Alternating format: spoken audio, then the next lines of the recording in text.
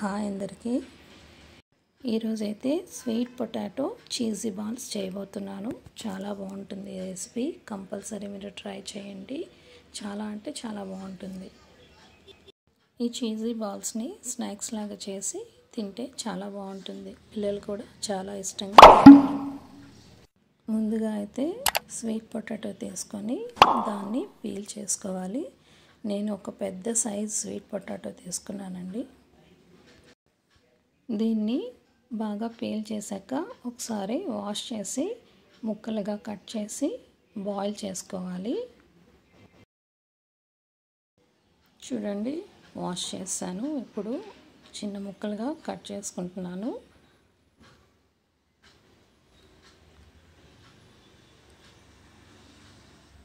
నేనైతే వీటిని స్టవ్ మీద అయితే బాయిల్ చేయట్లేదు, ఓవెన్లో పెట్టి నేను బాయిల్ చేస్తాను.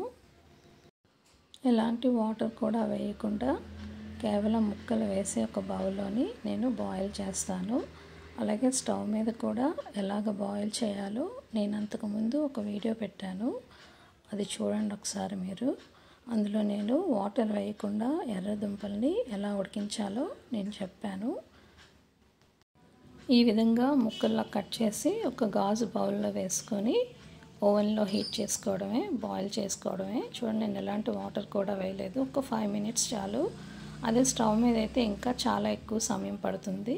చూడండి ఎలా మెత్తగా బాయిల్ అయ్యిందో ఓవెన్లో. నేను అస్సలు వాటర్ కూడా వేయలేదు.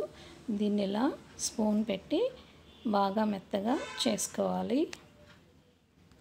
ఈ చిలగడ దుంపలో చాలా పోషక విలువలు ఉంటాయి. చాలా మంచిది కూడా మనం రెగ్యులర్గా తీసుకుంటే. రెగ్యులర్గా బాయిల్ చేసి తినే కన్నా ఈ విధంగా స్నాక్ లాగా ప్రిపేర్ చేసి తింటే చాలా బాగుంటుంది. ఈ చిలగడ దుంపతో చాట్ కూడా చేస్తారు. నేను అది కూడా వీడియో చేసి మీకు పెడతాను నేను.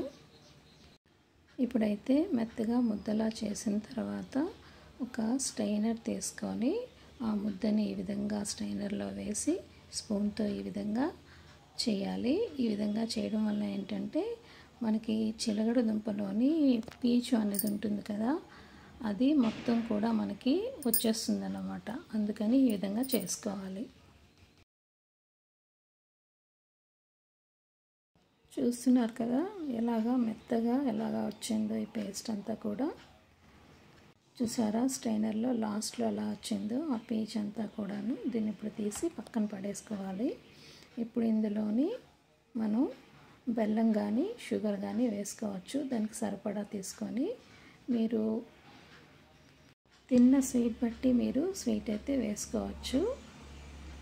బెల్లం కరిగించి ఒకసారి ఈ విధంగా కలుపుకున్న తర్వాత ఒక 4-5 స్పూన్ల కార్న్ఫ్లోర్ వేసుకోవాలి.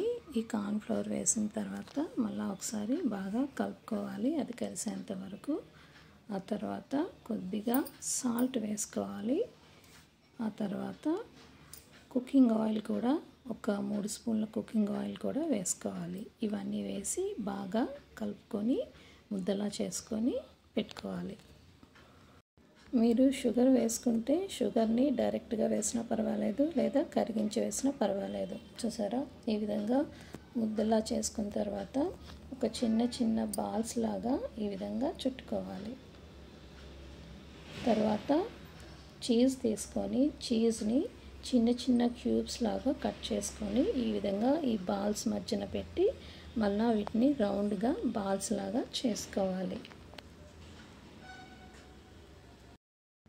ఈ విధంగా మొత్తం అన్నిటినీ చీజ్ మధ్యలో పెట్టి బాల్స్ లాగా చేసుకున్న తర్వాత డీప్ ఫ్రైకి సరిపడా ఆయిల్ వేసి ఆయిల్ని హీట్ చేసుకోవాలి కళాయిలో. ఆయిల్ హీట్ అయింది.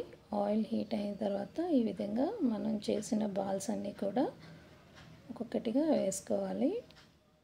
లో ఫ్లేమ్లో పెట్టి దీన్ని మనం ఫ్రై చేసుకోవాలి, హై ఫ్లేమ్ పెట్టకూడదు. వీటన్నిటిని వేసిన తర్వాత వెంటనే మనం స్పూన్ పెట్టి కదపకూడదు.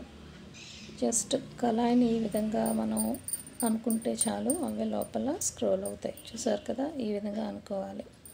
ఈ విధంగా లో ఫ్లేమ్లో పెట్టి ఫ్రై చేసుకోవాలి. చూడండి, బ్రౌన్ కలర్ వచ్చాక మనం తీసుకోవడం ఇంకా ఒక టిష్యూ పేపర్లోకి.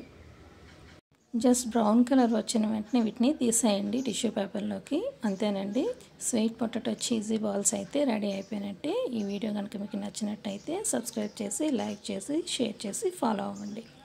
Thank you.